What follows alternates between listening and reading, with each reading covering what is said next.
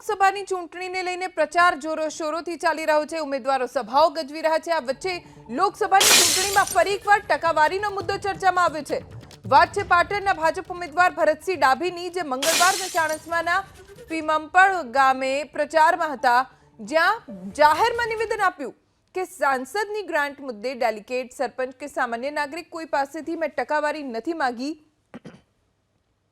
તમે મને સાંસદ બનાવ્યો, જાહેર જીવનના મુદ્દા સમજી હોદ્દાને છાજે તે રીતે ન્યાય અપાવ્યો છે।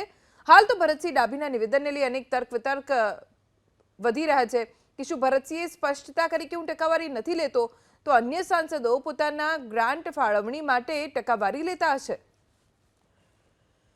ભારતીય જનતા પાર્ટી જે કામો કર્યા છે છેલ્લા 30 વર્ષથી એનું શાસન બરકરાર છે ગુજરાતમાં।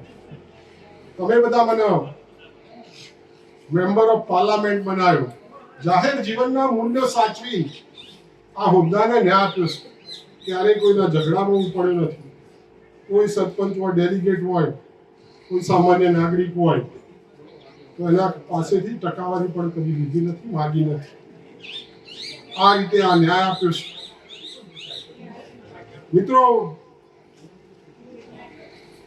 20 લાખ મતદારો,